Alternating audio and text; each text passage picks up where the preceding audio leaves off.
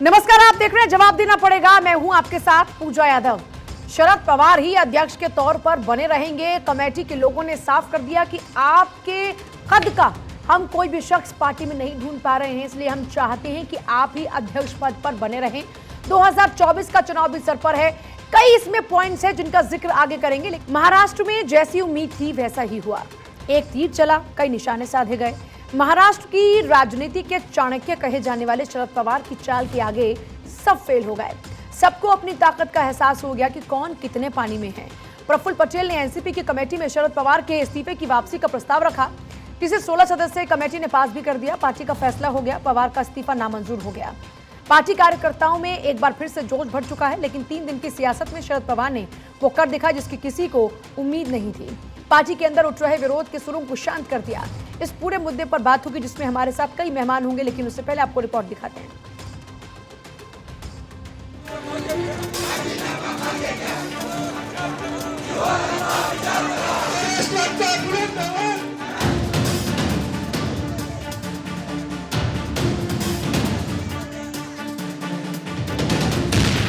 तीन दिन का सस्पेंस, वापसी के साथ दी एंड।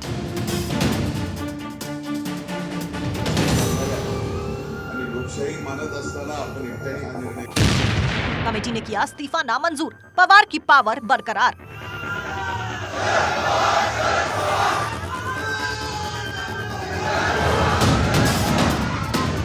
महाराष्ट्र की सियासत में पिछले 3 दिन से चल रहा सस्पेंस आज खत्म हो गया। एनसीपी की 15 सदस्यीय कोर कमेटी की मुंबई में मीटिंग हुई। इसमें शरद पवार का इस्तीफा नामंजूर किया गया। पार्टी नेताओं ने शरद पवार से आग्रह किया कि वो अपना इस्तीफा वापस ले और बतौर अध्यक्ष पार्टी की कमान संभाले। दरअसल शरद पवार के इस्तीफे के बाद पार्टी के सीनियर नेता और कार्यकर्ता लगातार शरद पवार के इस्तीफे का विरोध कर रहे थे, जिसके बाद पवार ने 3 दिन का समय मांगा था। लेकिन पवार के फैसले को लेकर सभी डरे हुए थे, क्योंकि पवार की चाल को राजनीति के दिग्गज भी नहीं भांप सकते। ऐसे में शरद पवार की कुर्सी पर वापसी पार्टी के लिए संजीवनी साबित होगी। ये सर्वसम्मति से एक यहाँ पर अपना प्रस्ताव पास किया है, और वो प्रस्ताव मैं पढ़ के केवल इतना ही बताऊंगा कि राष्ट्रवादी कांग्रेस पक्ष के राष्ट्रीय अध्यक्ष, देश के नेता माननीय शरद पवार साहब, इन्होंने राष्ट्रीय अध्यक्ष पद का इस्तीफा देने का अपना विचार व्यक्त किया था।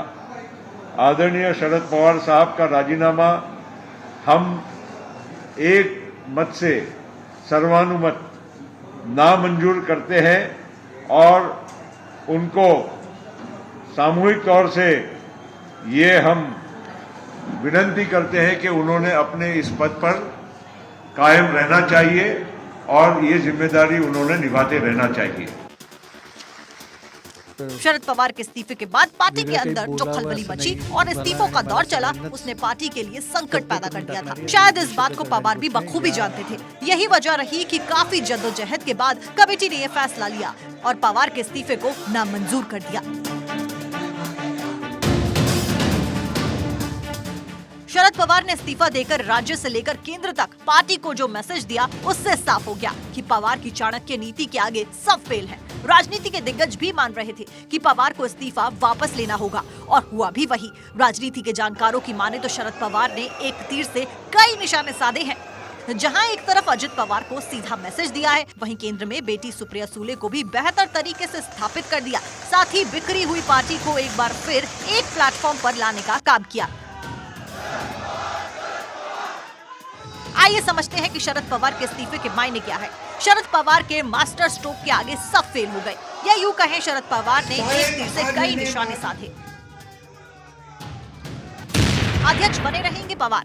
एनसीपी में जारी विवाद खत्म, पार्टी की खींचतान पर कंट्रोल। सुप्रिया अजित पर कयास खत्म, पार्टी की एकजुटता का संदेश। कार्यकर्ताओं की मांग मानी, 2024 के लिए पवार का प्लान। विधानसभा लोकसभा चुनाव की तैयारी। फिलहाल शरद पवार की पावर का अंदाजा 3 दिन की सियासत में एक बार फिर देखने को मिला। कुछ बोला भी नहीं और सब कुछ कर दिखाया। पवार की आत्मकथा लोक भूल भुलैया संगति भी इस कहानी को बयां कर रही है। Bureau report, Bharat 24। तो चलिए चर्चा की शुरुआत करते हैं। खास मेहमान हमारे साथ में इस वक्त मौजूद हैं मनोज यादव, प्रवक्ता बीजेपी, रत्नाकर सिंह, नेता कांग्रेस, प्रेम कुमार हमारे साथ में, वरिष्ठ पत्रकार इस वक्त, सर्वेश पाठक राजनीतिक विश्लेषक के तौर पर हमारे साथ में इस वक्त स्टूडियो में मौजूद हैं, अमित मिश्रा जी हमारे साथ में कंसल्टिंग एडिटर, और साथ ही साथ एनसीपी के नेता भी जल्दी हमारे साथ में होंगे, क्योंकि विषय एनसीपी का ही है। जाहिर सी बात है, शरद पवार ने जो सियासी चाल चली है, जो उनकी स्ट्रैटेजी थी, वो कारगर साबित हुई अमित जी। और हम तो पिछले 4-5 दिनों से ये सियासी घटनाक्रम शुरू भी नहीं हुआ तब से हम इस बात का जिक्र कर रहे थे, और आज देख लिया कि जो कहा था वो ऑलमोस्ट वैसा ही हुआ।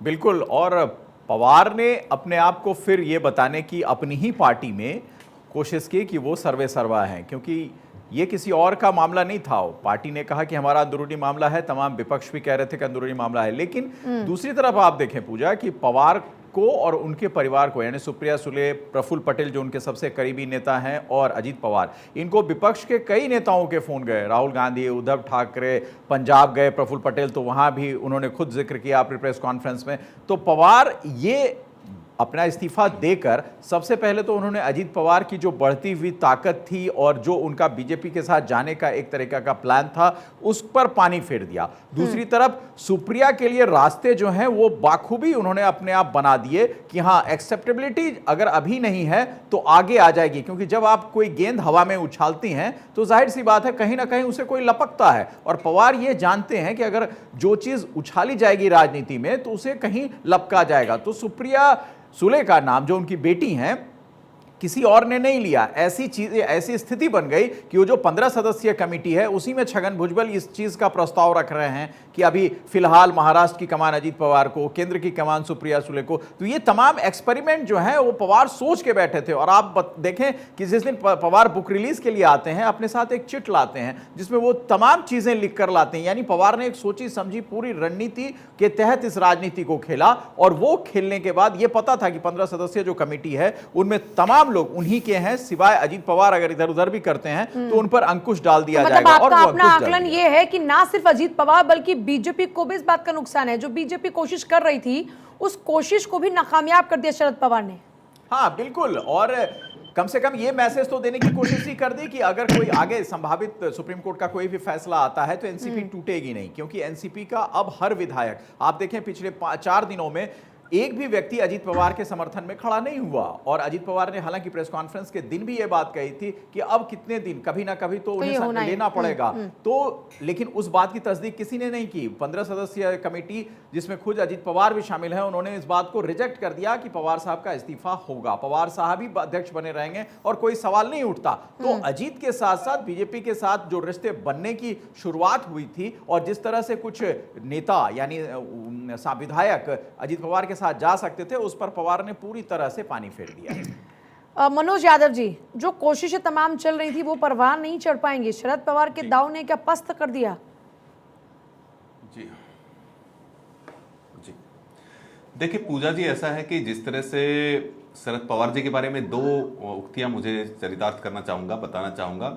एक तीर से 2 शिकार करना, और सांप भी मर गया और लाठी भी नहीं टूटी। देखिए शरद पवार जी बड़े जादूगर आदमी हैं और शतरंज के खिलाड़ी हैं। उन्होंने सिद्ध कर दिया किस तरह से उन्होंने कहा कि मैं इस्तीफा दे रहा हूं, मैं पार्टी का अध्यक्ष नहीं बना रहना चाहता हूं। तो पार्टी के अंदर जिस तरह से उनकी आपसी फूट सबके सामने आ रही थी, जगजाहिर हो रही थी, उसको उन्होंने साधने का काम किया। एक दूसरा भी उन्होंने साधने का किया, महाराष्ट्र के अंदर जो महाआघाड़ी है उसके सबसे बड़े दल के रूप में उभरने का काम किया है कि कांग्रेस तो है ही नहीं। कांग्रेस के पास वैसे भी आपने देखा 2019 के अंदर 1 ही सांसद था, और 2014 के अंदर आपने देखा 2 ही सांसद वाली पार्टी थी, और शिवसेना में तो कुछ बचा ही नहीं है। जो उद्धव ठाकरे है, उद्धव ठाकरे और उनका बेटा बचा है। तो इससे साफ साफ उन्होंने संदेश दे दिया कि महाराष्ट्र में महाआघाड़ी में केवल मेरा ही वर्चस्व रहने वाला है, और वो जादूगर है। लेकिन ये उनका आंतरिक मामला है, हम इसके बारे में बहुत ज्यादा नहीं टिप्पणी करना चाहेंगे, लेकिन ये तो सिद्ध कर दिया है कि वो जादूगर है। पर आप ये मान रहे हैं कि महाआघाड़ी रहेगा, पर आप ये कह रहे हैं कि महाआघाड़ी रहेगा? बन जाते हैं नहीं, महाआघाड़ी, देखिए महाआघाड़ी रहे या ना रहे, लेकिन उन्होंने ये सिद्ध कर दिया है। क्योंकि आप ये कह रहे थे कि ये गठबंधन चलने वाला नहीं है, क्योंकि कहीं का रोड़ा भानुमति ने पुलवा जोड़ा। आप पहले ये बोला करते थे, बीजेपी लगाते रहे, कह रहे थे कि ज्यादा दिन नहीं चलने वाला, क्योंकि इनकी तो विचारधारा अलग अलग है, 2 अलग अलग, ये सारी अलग अलग धुरियां हैं जो मिल गई हैं, बहुत ज्यादा दिन तक चल नहीं सकती। अब आप खुद इस बात को कबूल रहे हैं कि महाआघाड़ी रहेगा और उनका वर्चस्व रहेगा? नहीं, फिलहाल महाआघाड़ी की बात कर रहा हूँ। भविष्य में क्या रहने वाला है पूजा जी, उसके लिए नहीं बोला है। जो फिलहाल महाआघाड़ी में था उसमें तो उन्होंने सिद्ध कर दिया कि मैं ही चाणक्य हूं, मैं ही चंद्रगुप्त हूं। लेकिन यह है कि आने वाले समय में क्या होगा, क्या शरद पवार के पत्ते कब खोलेंगे, किस तरह से खोलेंगे, तो वो तो शरद पवार ही जानते हैं। मनोज जी, लेकिन इतना है कि भारतीय जो जनता चाल आप पार्टी इस पर पहली दृष्टि से नजर रत्नाकर बनाई सिंह हुई जी है। आती हूँ। अमित जी कुछ पूछ रहे हैं। मनोज जी, जो चाल भारतीय जनता पार्टी की तरफ से चली जा रही थी, यानी अजीत पवार को लगातार न्योता, दावत, और अजीत पवार भी देवेंद्र फडणवीस के साथ घूम रहे थे, उस चीज पर भी क्या पवार साहब ने पानी फेर दिया है? देखिए, ऐसा है कि जैसे अमित जी, ऐसा है, मैं स्पष्ट कर दूं कि व्यक्तिगत सार्वजनिक जीवन के अंदर सबके अपने व्यक्तिगत संबंध भी होते हैं, लेकिन मैं एक बात बताता हूं कि भारतीय जनता पार्टी को आवश्यकता क्या है। हमारे पास में शिवसेना के सांसद हैं, हमारे पास शिवसेना के विधायक हैं, हमारी मजबूत सरकार है, पूर्ण बहुमत की सरकार चल रही है, जिनके पास में शिवसेना का चुनाव चिन्ह भी है, जो निर्वाचन आयोग द्वारा मान्यता प्राप्त दल है। तो हमें किस चीज की चिंता है? चिंता उनको करनी चाहिए जो इस तरह से पर ऐसा तो नहीं है ना कि शिवसेना के साथ में हमेशा आपकी राहें जुड़ी रही हैं, आपको अलग-अलग भी हुआ ना। और मनोज जी, एक चीज और बता दूंगा, ये हम लोगों ने नहीं, ये आपके महाराष्ट्र पूजा भारतीय जी, जनता पार्टी हम के लोग अध्यक्ष आइडियोलॉजी ने से कहा जुड़े हुए था थे। कि जो एकनाथ शिंदे हैं उनको सिर्फ 48 सीटें देंगे।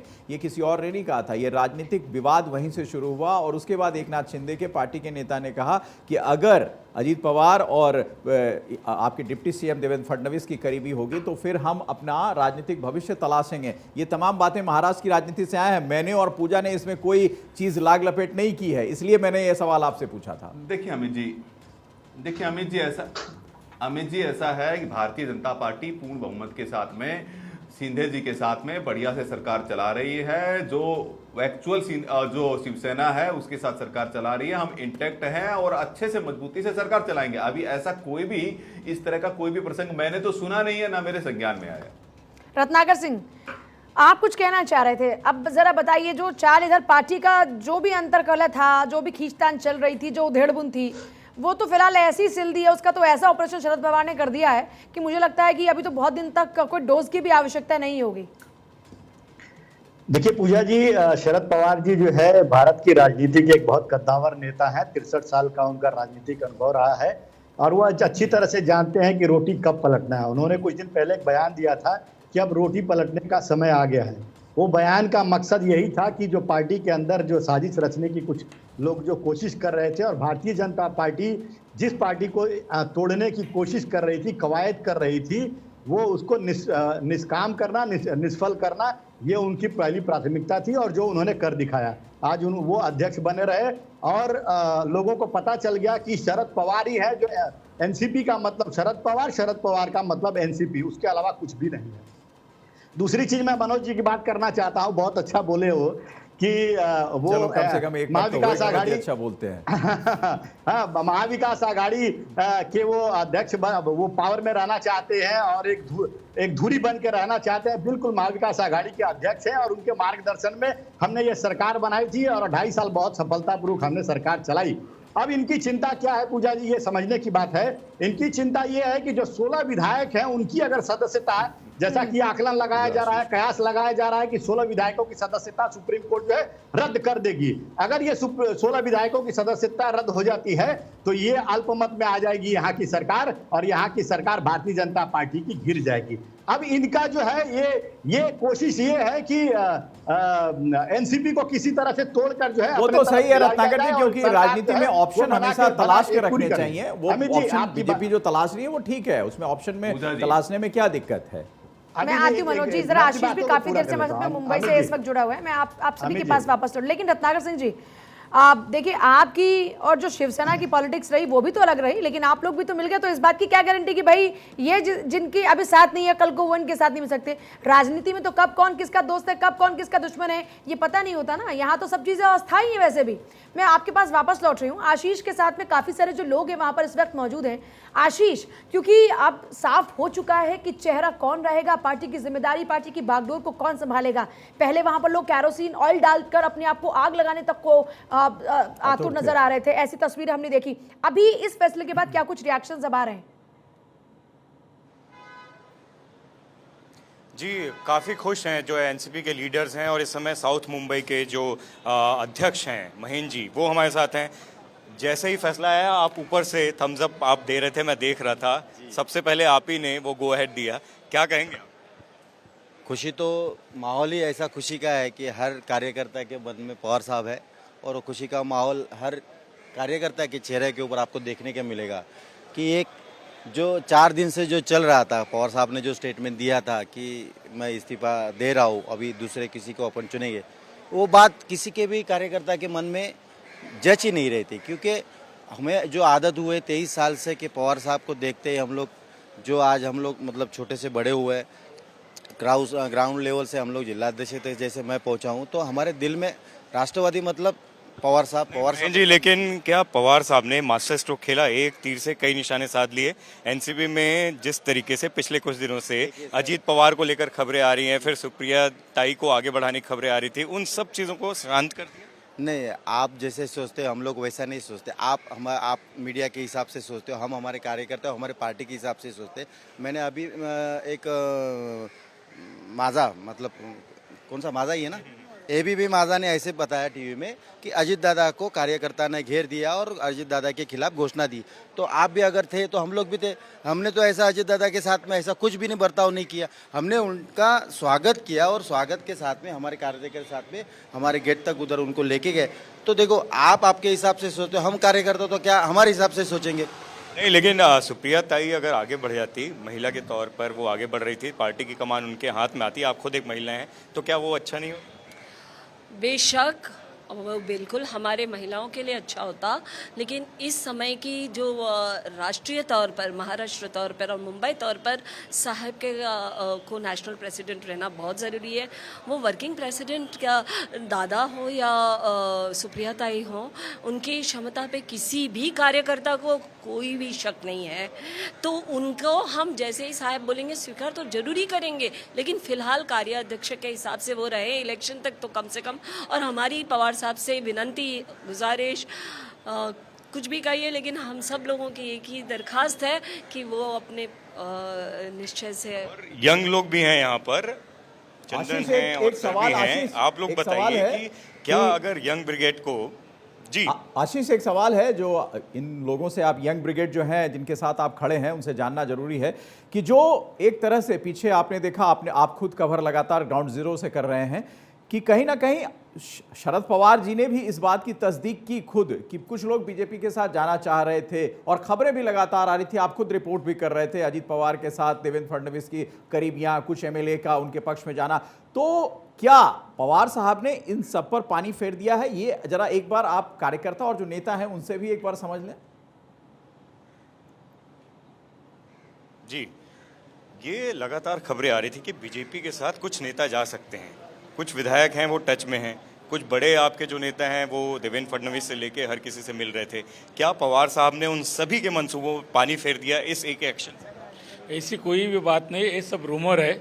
ऑलरेडी राष्ट्रवादी कांग्रेस पार्टी शरद पवार साहब के छत्र छाया खाले के काम कर रही है और ऐसा कोई भी नेता नहीं है कि जो बीजेपी को जा रहा है, कर रहा है। एक खाली मीडिया का रूमर है और कुछ नहीं, बीजेपी की षड्यंत्र चाल है।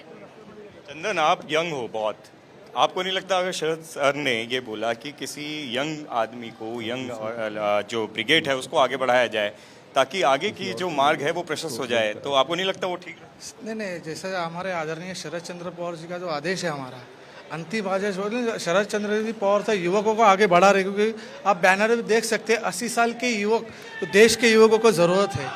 और जब तक हमारे आदरणीय पवार साहब का जो आदेश नहीं आता है तब तक हम कुछ नहीं करेंगे। महेंद्र जी, 80 साल के युवक, उनकी ज़रूरत है पार्टी को, तो और जो यंग है जरूर। एक लड़के को जैसे अपने पिताजी की जरूरत है, वैसे हर कार्यकर्ता को आज के तारीख पे पिताजी तो साया बनकर चलते हैं ना, बेटे का बढ़ाने का तो आगे काम करते हैं ना, फिर यहाँ पर ऐसा क्यों नहीं हुआ? हमारे जो अध्यक्ष है वही बने रहे, यही हमारी सभी युवकों भी। आशीष, ये सवाल भी पूछिए, पिता साया बन के रहते हैं, हाथ पकड़ा के, लेकिन चलाते तो है ना, खुद पीछे हो जाते हैं और बच्चे को आगे कर देते हैं कि जो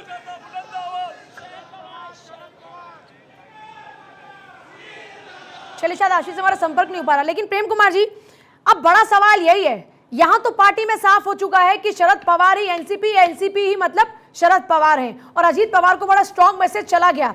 अब आगे क्या 2024 की रणनीति पर अब ज्यादा फोकस रहने वाला है? ये एपिसोड क्या क्लोज हो गया? पूजा जी, शरद पवार जी का अध्यक्ष पद से इस्तीफा देना और पद पर बने रहना देखने में तो सीधे तौर पर पार्टी का अंदरूनी मामला लगता है, लेकिन जिस तरीके से इस देश में नरेंद्र मोदी जी के नाम पर पक्ष और विपक्ष में देश बटा हुआ होता है, इवन बीजेपी भी बटी हुई होती है और दूसरी पार्टियां भी बटी हुई हैं, तो ये नजर आया है। चिराग पासवान जी की पार्टी को हमने देखा, उद्धव ठाकरे जी की पार्टी को हमने देखा, तो आज अजित पवार के नाम से ऐसी बातें उठ रही थी। तो ये देश जो है बटा है, इसको लोग नफरत के आधार पर भी बंटना बोलते हैं और कुछ लोग नरेंद्र मोदी जी का आभा मंडल भी बोलते हैं, जो मनोज जी शायद यही भाषा बोले जिनको जो सूट करे, तो वो उस हिसाब से। लेकिन मनोज जी के लिए एक दिक्कत हुई है कि अब उनको अजित पवार से बात नहीं करना पड़ेगा, उनको शरद पवार जी से ही बात करनी पड़ेगी। ये मनोज जी के लिए दिक्कत हुई है, इसका अर्थ ये है। और एनसीपी में बात सही कह रहे थे अमित मिश्रा जी के जो महाअघाड़ी में एनसीपी स्ट्रांग हुई है और कांग्रेस पर जो कंस्टिट्यूएंट घटक दल हैं, मनोज जी भी सही कह रहे थे कि कांग्रेस पर दबाव जो है थोड़ा सा बढ़ेगा, क्योंकि एक बड़े नेता हैं शरद पवार। अभी सीटों का तालमेल की बात आएगी, फिर किधर पॉलिटिकल स्टैंड लेना है ये भी शरद पवार तय करेंगे। तो वो एक ऐसी स्थिति में है जहां कांग्रेस पर भी दबाव डाल सकते हैं और जहां बीजेपी पर तो दबाव डलेगा ही। भाई बात करना है तो मुझसे करो, ऐसा नहीं होगा कि कोई चिराग पासवान को बाईपास कर दे। आप बिहार नहीं है ये, ना उद्धव ठाकरे को आप बाईपास कर दे। मैं शरद पवार हूँ, उद्धव ठाकरे नहीं हूँ, ये पूरे इस चीज का मतलब। मनोज यादव, फिर मुझे सर्वेश पाठक के पास जाना है, जवाब दीजिएगा। जी देखिए पूजा जी, 2-3 विषय सामने आए, 2-3 विषयों को समझ लेना चाहिए। ये सब प्राइवेट लिमिटेड कंपनियां हैं जो आप बोल रहे हैं ना, शरद पवार मतलब एनसीपी मतलब शरद पवार। इसी तरह कांग्रेस का भी यही कमोबेश वही हाल है कि सोनिया गांधी मतलब कांग्रेस मतलब सोनिया गांधी। ऐसे ही देश भर में प्राइवेट लिमिटेड कंपनियों की एक बहुत लंबी फहरिस्त है, चाहे वो अखिलेश यादव की पार्टी हो, चाहे आरजेडी हो, इस तरह केसीआर की पार्टी हो। और ये कह रहे हैं विपक्ष में ये लोग, आप सुनिए ना, अभी आप सुन लीजिए पहले मेरी बात। उसके बाद में इन्होंने, प्रेम जी ने कहा कि मोदी के खिलाफ कुछ गुट बन गए। ये वो गुट हैं जो भ्रष्टाचार में लिखते हैं, आकंठ डूबे हुए हैं। 14 गुट ईडी सीबीआई के लिए कि हमें अलग कानून के तहत व्यवस्था देनी चाहिए, सर्वोच्च न्यायालय में गए थे, वहां से लताड़ खा करके आए। और शरद पवार के बारे में मैं एक और बात बता देता हूं। शरद पवार जी जिस चाणक्य बनने की जो भूमिका वो तलाश रहे हैं या चंद्रगुप्त बनने की जो भूमिका तलाश रहे हैं, वो पूरी नहीं होने वाली हजरत उनकी। उसका कारण मैं बताता हूं। पूजा जी, आपको याद होगा 2014 के अंदर कितनी सीटें आई थी इनके पास? 4 सीटें थी एनसीपी के पास में, कांग्रेस के पास 2 सीटें थी। नहीं, वो और 2019 के अंदर कांग्रेस के वो भी पास तो मात्र एक राजनीतिक दल है ना, और अपने हिसाब से ही राजनीति करेंगे। कांग्रेस को तो हाफ कर दिया। दूसरी एक और महत्वपूर्ण बात है जो आपने कहा, मुझे पूजा जी मौका दीजिए, मनोज जी, जो आपने कहा कि प्राइवेट लिमिटेड पार्टी, आज की तारीख में भारतीय जनता पार्टी का जो चुनावी विजय अभियान है वो सिर्फ प्रधानमंत्री की आवामंडल पर है। आपके क्षेत्रीय छत्र जल्दी से बोलिए। देखिए आज ये आंकड़ों की बात कर रहे हैं। मैं बता दूं तो आज भारतीय जनता पार्टी बुरी तरह से डरी हुई है महाराष्ट्र में कि वो जो पिछला परफॉर्मेंस उन्होंने किया है वो भी नतीजा मिल पाएगा कि नहीं मिल पाएगा। उसका कारण ये है कि तीनों पार्टियां एकत्रित लोकसभा के चुनाव लड़ रही हैं और तीनों पार्टियां का कामोवेश जो है 16%, 17%, 18% वोट जो है महाराष्ट्र में है। और तीनों पार्टियां जब एकत्रित वोट लड़ने वाली है, सुन लीजिए, मैं आ रही हूँ वापस। मैं पाठक साहब ने चर्चा की करेंगे फिर से शुरुआत। तमाम मेहमान हमारे साथ में बने हुए हैं। सर्वेश पाठक जी, आपके पास नहीं पहुंच पाई थी चर्चा से पहले, अब आप ही की तरफ रुक करूंगी सीधे। सवाल ये है यहाँ पर कि किसने किसको पस्त किया। देखिए पूजा जी, इसमें कोई दो राय नहीं कि शरद पवार आज से नहीं, जो महाराष्ट्र की राजनीति है उसके भीष्म पितामह कह लीजिए, क्योंकि वहाँ पे वो किसी की चलने नहीं देते। और जो भी हुआ उसके बाद एक चीज ये क्लियर हो गया, किसी की चलने नहीं देते तो ये थोड़ा सा अलग वे में इसके मायने निकालता है। मैं दूसरी मतलब बात फिर ये हो गया नहीं, मैं आपको सिर्फ इसलिए बोलना क्योंकि इसके मायने बहुत अलग हैं। चलने न देना मतलब कि वहां पर कोई लोकतांत्रिक प्रक्रिया नहीं है। नहीं, और उसकी बात मैं कह रहा हूं, वो सिर्फ और सिर्फ अपनी मनमर्जियां कर रहे हैं। सारी वो जो ये लग रहे थे, आशंका जताई जा रही थी कि अजित पवार नाराज है, जा सकता है, ये हो सकता है, तो ये क्लियर मैसेज हो गया कि आप चाहे जितने बड़े नेता हो अजित पवार जी, शरद पवार से आप अभी बच्चे ही हो, मतलब उनके भतीजे हो तो आप बच्चे ही रहेंगे, उनसे आगे नहीं बढ़ पाएंगे, मेरा ये कहने का मतलब है। दूसरी बात देखिए कि जितने भी क्षेत्रप हुए हैं, क्षेत्रीय पार्टी हुई है, उनके जितने भी फाउंडर्स हैं वो जब तक आजीवन जब तक रहे हैं वो पार्टी की कमान अपने हाथ में बनाए रखे हैं। अब यहाँ शरद पवार जी का देख लीजिए, देखिए शरद पवार जी अगर इन्होंने अपनी इच्छा से अगर इस्तीफा दिया था तो उनका अगर मेडिकल कंडीशन भी देखे तो वो अब वो चीज नहीं था कि शरद पवार जी पार्टी को ऐसे चलाते, यंग पर सर्वेश ब्रिगेड को पाठक आगे जी, बढ़ाते। एक बात तो आप दूसरी जानते हैं ना बात, कि बाकी बाप के तो बाप ही राज्यों- होता है ना जी, बाप तो बाप ही होता है नहीं ना। तो वो एक जो अब आप कहते हैं लालू ना, प्रसाद भीष्म यादव को पितामह की देखें, तरह गाइडेंस आप- तो कर सकते थे हाँ, पार्टी के। हाँ, लेकिन सुप्रिया बाप जी तो को बाप ही और रहेगा अजित ना। पवार जी को गाइडेंस करते, पूरे पार्टी को वो देखिए, दिशा निर्देश देते। एक और बात तो आप भी यही जानते हैं ना तो- कि यही तो- अगर बेटा बाप बनने की कोशिश करे तो करेगा। बाप आगे नहीं जाने देगा। बेटा बेटा बनकर बाप का आशीर्वाद लेकर आगे बढ़े तो बाप आगे बढ़ाएगा और हाथ पकड़कर उसको जितना पुश कर सकता है बिल्कुल। उतना पुश और करेगा। यही गलती पूजा अजित पवार की तरफ से हुई, राजनीतिक तौर पर यही गलती हुई। क्योंकि मैं बताऊं आपको, जो भारतीय जनता पार्टी इस चीज को अलग रख रही है पूरी तरीके से, ये मीडिया में आई, उनके लोगों ने अजित पवार के साथ जो कुछ विधायक थे उन्होंने बीजेपी के साथ जाने का मन बनाया, लेकिन एक शर्त थी सिर्फ कि पिछली बार की गलती नहीं दोहराई जाएगी, शरद पवार का आप आशीर्वाद लेकर आए। ये दबाव था अजित पवार के ऊपर कि मुझे थोड़ा वक्त मैं इस पे सोचता हूँ और उसके बाद में मैं आपको बताऊंगा। अभी अरे भाई, हमने उनको अभी मिले, अभी उनको कुछ, मैं तो समझता हूँ कि कम से कम कुछ घंटों का वक्त तो देना चाहिए। अभी के अभी उनसे हम कहें कि अभी के अभी आप हमको बता दीजिए। हमने उनको विनती की है, उन्होंने सहानुभूति पूर्वक हमारी बात को सुना है, लेकिन अब आखिर वो नेता है, हम उनको ये तो नहीं कह सकते कि अभी के अभी हमें जवाब दीजिए।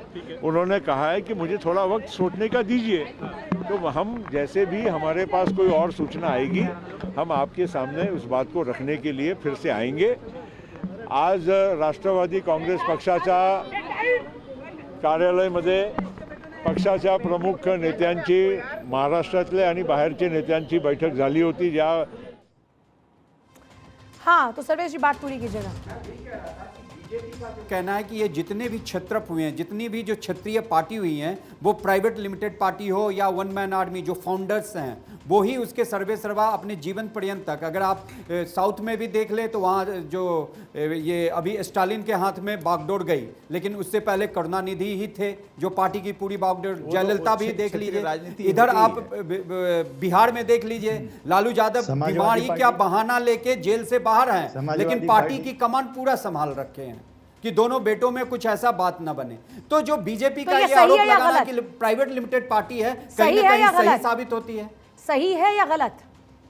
ये पार्टीज की बागडोर जिन लोगों ने, जो फाउंडर मेंबर्स हैं, उनके हाथ में होना, क्या ये सही है या गलत? देखिए, बागडोर उनके हाथ में होना, लेकिन एक समय तक अगर आगे बढ़ने के लिए कोई आता है, आप यूपी में देख लीजिए, अगर मुलायम सिंह यादव, अखिलेश यादव में लड़ाई चल गई, सुप्रीम कोर्ट तक बात चली गई। सर्वेश जी, उस बात को समझिए, क्षेत्रीय राजनीति जो होती है ना, वो व्यक्ति विशेष के तहत ही होती है, क्योंकि व्यक्ति विशेष जो होता है वो क्षेत्रीय राजनीति, क्षेत्रीय पार्टी का जनक होता है, पूरी पार्टी उसके इर्द गिर्द घूमती है। ये भारत ही नहीं, जहां भी इस तरह की रीजनल फोर्सेस, रीजनल पार्टी बनी है, उनका अपना दबदबा होता है और वो एक रीजन, यानी जो क्षेत्र होता है, जो परिधि होती है, वहां से ही वो अपनी शुरुआत करते हैं। और निश्चित तौर पर वो हर समय कमान भी अपने हाथ में रखना चाहते हैं, क्योंकि वो एक तरीके का अपनी जो विरासत है, अपनी जो ताकत है, वो उसके जरिए ही दिखाते हैं। नहीं तो फिर जो वो कहते हैं कि लोकतांत्रिक प्रक्रिया, लोकतंत्र की हत्या हो रही है, वो अपने पार्टी में ही उस लोकतंत्र को नहीं करते कि ठीक है, हम कुछ दिन, अब शरद पवार जी ने 1999 में एनसीपी की स्थापना की,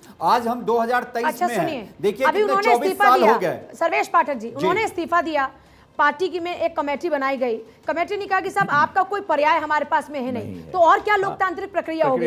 यही तो एक लोकतांत्रिक प्रक्रिया है ना। तो अगर मुलायम सिंह यादव के हाथ में कमान रही तो वो भी उनकी पार्टी में, उनको निर्विरोध चुना गया ना, उनको जिम्मेदारी दी गई। लालू प्रसाद यादव अगर आज भी पार्टी की कमान को संभाल रहे हैं तो उनकी पार्टी को लोग चाहते हैं ना कि वो रहे। और दूसरी बात उसमें और भी एक है पूजा, कि अगर पार्टी का व्यक्ति या पार्टी के पूरे नेता या जो कमेटी बनाई जाती है पार्टी की तरफ से, वो यह समझती है कि शरद पवार या लालू यादव की जगह उनके ही परिवार का कोई व्यक्ति हो जो हमें संभाल के रख सके और जिसके नाम पर वोट की राजनीति हो सके, तो फिर पार्टी में तो ये भी आवाज है कि लोकतांत्रिक तरीके से उसे उनकी तरफ ही देखा गया।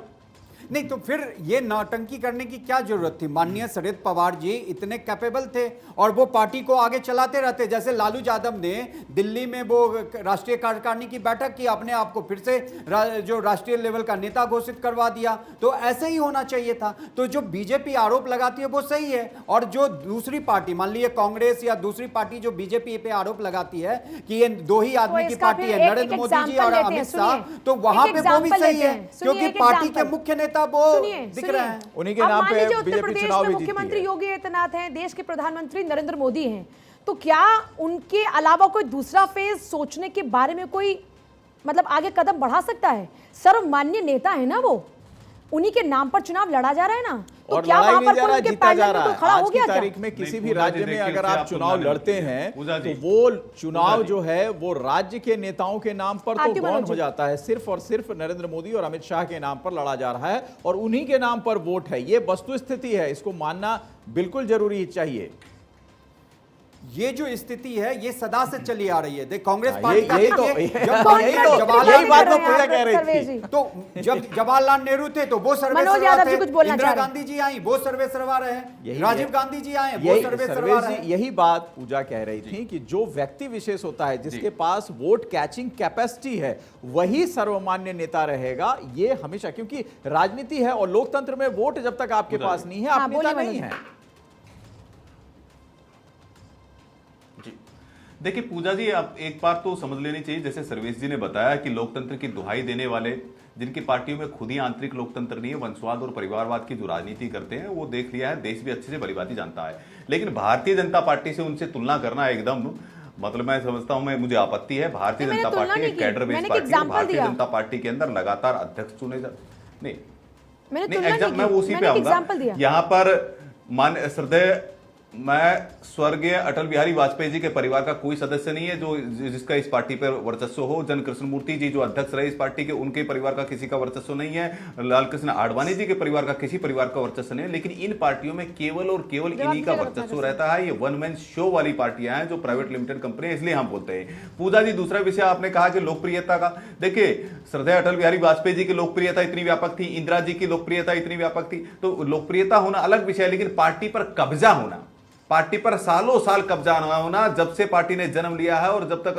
अंतिम परिणति पार्टी की ना हो जाए तब तक एक ही पार्टी का कब्जा होना, सारे नीति निर्णय उन्हीं के द्वारा निर्धारण तो करना, राष्ट्रीय और उसे कहते हैं क्षेत्रीय दल प्राइवेट में यही लिमिटेड फर्क तो है। अच्छा, मनोज जी, पूजा जी, वंशवाद और क्षेत्रीय दल परिवारवादी में ये फर्क होगा ही। ये मनोज नहीं, भाई कांग्रेस बता भी दें वही कि है। अभी इनकी मैं पार्टी- कांग्रेस में भी बात कर रहा हूं, कांग्रेस भी मोदी प्राइवेट जी लिमिटेड अमित शाह कंपनी का है। कांग्रेस ने तो अपना नहीं है। अध्यक्ष ही कांग्रेस अलग पार्टी किया भी है। आते हैं, उसी वो नहीं नक्शे कदम होता पर है। चलती ना, है, ना। प्राइवेट लिमिटेड कंपनी की तरह ही चलती है। बोलिए आप रत्नाकर सिंह। देखिए केवल भारतीय जनता पार्टी, सीपीएम और सीपीआई, यही दो पार्टियां ऐसी हैं जिसमें एक आंतरिक लोकतंत्र भी है और जिस तरह से व्यवस्थाएं चलती है। लेकिन कांग्रेस पार्टी में प्राइवेट लिमिटेड कंपनी है, उससे ऊपर कुछ नहीं है। लगातार देखिए कितने सालों तक सोनिया देखिए, गांधी जी अध्यक्ष बनी मनोज भाई जो अभी आरोप जिनको लगा रहे अध्यक्ष हैं, मैं बनाया वो आपको भी रिमोट कंट्रोल उदाहरण के से साथ रत्नाकर आपको सिंह को बताया बोलने कि दीजिए। किस तरह से कांग्रेस पार्टी लोकतांत्रिक पार्टी है और किस तरह से अरे भारतीय जनता किसका पार्टी उदाहरण है। देंगे आप? आज सीताराम सुन लीजिए, सीताराम केसरी का हमारे उदाहरण देंगे अध्यक्ष का- जिनकी धोती सुन तो, खोल दी थी अरे आपने। मनोज भाई, सीताराम केसरी का आपका उदाहरण देंगे अध्यक्ष का जिनकी धोती चुनाव- आपने खोल दी आपका थी। अध्यक्ष का चुनाव जो है बंद कमरे में 7-8 लोग मिलकर करते हैं। हमारे यहाँ अध्यक्ष का चुनाव जो है लोकतांत्रिक तरीके से वाह, चुनाव वाह, के वाह, पद्धति वाह। से होता है और आपके यहाँ आपके बंद यहाँ तो कमरों में रिमोट बैठकर कंट्रोल से फैसला होता नहीं है। होता है। भाई साहब, रिमोट अच्छा ये बता कंट्रोल। दीजिए, परिवारवाद की बात कह रहे हैं आप। मैं बता देता हूं, अनुराग ठाकुर जो है वो रत्नाकर जी, किस परिवारवाद ये का रिमोट कंट्रोल से होता परिवारवाद है का उदाहरण आपका। नहीं ये है। जो पूनम रिमोट महाजन कंट्रोल है परिवारवाद मेरे का उदाहरण नहीं है। पंकज सिंह परिवारवाद का उदाहरण नहीं है। पंकजा मुंडे परिवारवाद का उदाहरण नहीं है। इस तरह तमाम फेहरिस्त है मेरे क्या पास जो मुझे परिवारवाद बताइए का कि उदाहरण भारतीय है। जनता और पार्टी अभी- के अभी सारे मैं मनोज जी नीति सुन निर्णयों लीजिए, पर सुन सारी लीजिए। चीजों पर अभी कब्जा का ये इंद्र विषय होता है। नहीं है, आज का। सोनिया गांधी विषय और आज राहुल ये गांधी, नहीं है। प्रियंका वाड्रा, ये विषय इन नहीं तीनों कि विश्वसनीय कौन सी और प्राइवेट लोकतंत्र लिमिटेड का है, आज कहाँ पर भी लोकतांत्रिक कांग्रेस प्रक्रिया पार्टी अपनाई में जाती और है या चाहे नहीं। मल्लिकार्जुन बात खड़गे आती है बने प्रेम जी हैं, लेकिन कि नाम ताकत मार्केट डमी ताकत की जो आजमाइश थी, रिमोट कंट्रोल ताकत से की उस चलाए जाते आजमाइश हैं। में साफ हो चुका है कि रिमोट पलड़ा कंट्रोल से किसका चलाए भारी जाते है। हैं। रत्नाकर जी, और ये भी तय हो चुका है कि भारतीय जनता पार्टी के 2024 की अंदर रणनीति किस तरीके से अब नीति आगे बढ़ेगी। मैं निर्णय आती पर, सबके नीति पास निर्धारण प्रेम पर जी। किसी एक व्यक्ति देखिए विशेष पूजा का जी, अधिकार और वर्चस्व इस स्थापित नहीं इस चर्चा में अचानक हम लोग पता नहीं क्यों क्षेत्रीय दलों के खिलाफ नजर आने लग गए। देखिए, इस देश में क्षेत्रीय दलों को कुल 18 करोड़ वोट मिले हैं। 18 करोड़, जो कि बीजेपी को 23 करोड़ है, क्षेत्रीय दलों को 18 करोड़ है और कांग्रेस को लगभग 13 करोड़ है। तो क्षेत्रीय दल एक मजबूती से उनकी मौजूदगी है। दूसरी बात है कि उनको अध्यक्ष को ये विरासत से जोड़ना, कुछ तथ्यात्मक रूप से बातें, आंतरिक लोकतंत्र की बात कर रहे हैं। हाँ, मैं वहां भी आ रहा हूं मनोज जी। आंतरिक लोकतंत्र की बात करें, क्षेत्रीय दल इस तरह से बोलते हैं कि हम जेपी नड्डा जैसा अध्यक्ष नहीं चाहिए हमको, जो 2 आदमी मिलकर के बैठक करके बना दे। हम हमारे उनको वो नेशनल या कांग्रेस के भारतीय जनता पार्टी में आपको पता नहीं ये होगा, कैसे अध्यक्ष इस पे आपको नहीं जाते ना? पता नहीं होगा। 2024 की बात कर रहे हैं ना, इस सियासी पैतरे का असर 2024 में क्या होगा? अभी क्या हुआ? उनके कार्यकारिणी के 10-15 लोग ही मिलकर तो आए हैं ये डिसाइड के बाद में एक माननीय अध्यक्ष सीएम निर्वाचन होता है। रहेंगे ये आपको पता नहीं है। तो आप क्या चाहते हैं सर्वेश पाठक की वहां पर जितने कार्यकर्ता जन्म वोट कराया जाए। कराया जाता तो फिर वो सारी राजनीतिक पार्टियों पर होता है। लोकतांत्रिक सही प्रक्रिया है तो वही होता है ना कि आप बूथ लेवल पे आइए, उसके बाद आप डिस्ट्रिक्ट लेवल पे आइए, फिर आपको पूरा रिपोर्ट मुद्दे पे दीजिए। आते यही हैं, प्रक्रिया है ना मुद्दे पे हर आते पार्टी हैं। का। तो ये तो अगर हर कांग्रेस पूजा जी पार्टी मुद्दे पे कहती आते है हैं। ये तो हर पॉलिटिकल और पार्टी पे रत्नाकर लागू जी होती है। एक 10 सेकंड की प्रेम जी मैं मुझे जरा बता दीजिए, आपके पूजा मंडल जी लेवल पर, मुद्दे पे डिस्ट्रिक्ट आते हैं, लेवल पर, शरद पवार स्टेट के लेवल मुद्दे पे पर आते हैं। और राष्ट्रीय लेवल पर कौन सा निर्वाचन मंडल बना जो मल्लिकार्जुन खड़गे जी को जब आपने निर्वाचित किया था? जरा बताइए। बोलिए प्रेम जी, जल्दी से बताइए जरा। सर, विषय से हम कौन भटक सा रहे हैं, जल्दी से आपने बोलिए मंडल रत्नाकर सिंह बना क्या कहना करके, चाह रहे हैं? मंडल के अध्यक्ष ये बना विषय करके, जिला रत्नाकर अध्यक्ष जी के के लिए मेरे चुनाव लिए करा नहीं, करके हमारी- आपने निर्वाचन मंडल बनाया, निर्वाचन अरे मंडल छोड़िए, में आप लोग अलग दिशा में लेकर जा रहे जरा हैं। इस बताइए। सियासी घटनाक्रम का असर 2024 में क्या होगा, बात इस पर करते हैं। क्या शरद पवार का ये वाकई मास्टर स्ट्रोक था? आज की चर्चा का प्रेम विषय जी, ये है, रिमोट मैं चाहती हूँ कि से सब आप यहीं पर यहाँ इसके दस इर्द गिर्द ही रहें। रिमोट से। दिशा नहीं, बदले नहीं, ना। मैं प्रेम पूजा जी रिमोट की बात कह रहे हैं। अभी मैं ये क्यों बौखलाए हुए हैं? क्षेत्रीय पार्टियों को इनके राष्ट्रीय अध्यक्ष भी कह चुके हैं कि हम क्षेत्रीय पार्टियों को धीरे धीरे समाप्त कर देंगे। तो क्षेत्रीय पार्टियां जो है एकजुट हो चुकी हैं आज इनके खिलाफ। आज मैं आपको उदाहरण देना चाहता था कि महाराष्ट्र की ही परिस्थिति मैं बताना चाहता हूँ, जहाँ मुंबई में मैं भ्रष्टाचारियों बैठा का हूँ। एक गठजोड़ ठगबंधन बनाने का प्रयास कर रहे हैं। 50% से ज्यादा 50% तो क्या रत्नाकर सिंह आप ये मानते हैं कि शरद पवार ही वो मजबूत कड़ी है जो पूरे विपक्ष को एकजुट एक साथ करके एक मंच पर ला सकते हैं? शरद पवार जो है कोऑर्डिनेटर की भूमिका निभा रहे हैं और निश्चित रूप से अगर उनकी मंशा भाजपा में मिलने की होती तो 2019 में ही जाकर वो भाजपा से मिल गए होते। लेकिन उन्होंने एक एक्सपेरिमेंट किया, एक प्रयोग किया और सफल प्रयोग किया, तीनों पार्टियों को एकजुट किया। और आज देख लीजिए चुनाव में सिंगल डिजिट में हम इनको बांध के रख देंगे लोकसभा के चुनाव में, क्योंकि 50% से ज्यादा ऐसा तो पिछली और दो बार से भी दावा कर रहे हैं। 2014 में भी 2019 में भी ये दावा कर रहे थे, लेकिन ये दावे हवा हवाई हुए इस दौरान। एक एक्सपेरिमेंट किया है और आपने देखा कि किस तरह से एक्सपेरिमेंट सफल हुआ है। तीनों पार्टियां जो है और अब सपने देखने का अधिकार तो नहीं छोड़ सकते ना आप। इसीलिए तो भारतीय जनता पार्टी बखलाई हुई है। एक सांसद प्रेम कुमार जी। अच्छा रत्नाकर जी और मनोज जी थोड़ा प्रेम जी से भी हमें जानकारी लेने से तो आपकी दिख रही है। चलिए एक सेकंड आप लोग जरा शांत हो जाइए। अरे रुक जाइए भाई, और भी लोग हैं पैनल में। प्रेम कुमार जी को जरा बोलने दीजिए। हाँ बोलिए Prem Kumar ji, please please Ratnakar ji please sir please सुनिए। मनोज जी प्लीज। मनोज जी आप भी शांत रहे। ये कहा गया कि वो वंशवादी होते हैं और इस तरह से कहा गया। देखिए ऐसा भी नहीं है कि क्षेत्रीय दल में नेतृत्व परिवर्तन नहीं होता है। क्षेत्रीय दल में नेतृत्व परिवर्तन होता है, अब उसकी अपनी एक सोच है, उसके हिसाब से होता है। अखिलेश यादव मुलायम सिंह के रहते हुए पार्टी के अध्यक्ष बने, इसी तरीके से आप और किस तरीके से अध्यक्ष बने अखिलेश यादव जी, ये सबने देखा। बात सुप्रीम कोर्ट तक पहुंच गई थी घर की बात। प्रेम जी इस पे भी तो प्रकाश डालिए। तमिलनाडु की राजनीति में देखिए वहां स्टालिन और अजानी में कैसे लड़ाई हुई है।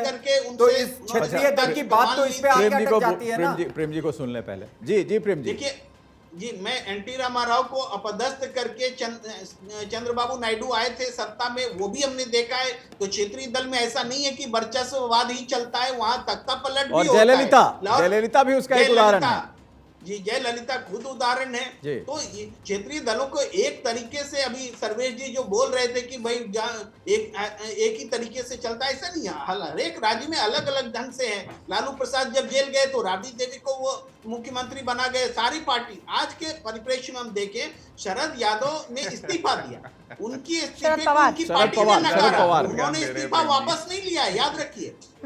उनको पूरी पार्टी ने उनके इस्तीफे को कहा कि हम नहीं मानते हैं, आग्रह करते हैं कि आप दोबारा रहें। इसका मतलब है कि शरद पवार इस्तीफा देना भी चाहे तो पार्टी कह रही कि नहीं आप ही को रहना होगा। अगर कोई चुनौती है तो सामने आई, ये कुल्लम कुल्ला ये भी डेमोक्रेसी है। तो फिर भी प्रेम जी एक सवाल तो प्रेम जी उठता है ना कि शरद लोग तुरंत में खड़े हो जाए। प्रेम जी एक सवाल तो उठता है ना कि भाई शरद पवार ने दूसरी लीडरशिप की लाइन होने ही नहीं दी, आगे बढ़ने ही नहीं दी। ये भी तो सवाल है ना कि अगर मान लीजिए अभी भी उन्हीं की बात की जा रही है तो यानी सेकंड लाइन लीडरशिप है ही नहीं वहां। अगर वो दूसरी लाइन नहीं होने देते तो आज अजीत पवार तो सेकंड लीडरशिप ही है। सुप्रिया सुले उभर के नहीं आते, ये कहना गलत है। उन्होंने सबको सबको बराबर की सहभागिता दी है, लेकिन कहीं ना कहीं उन्होंने जो उभर ये कर आए स्टेप तो उनको उठाया बता है, भी तो दिया कि वो ज्यादा पार्टी की ज्यादा आंतरिक उछलो जो मत। है। जब उभर कर आए तो बता तो दिया कि ज्यादा ये डिनर विनर मत करो तुम।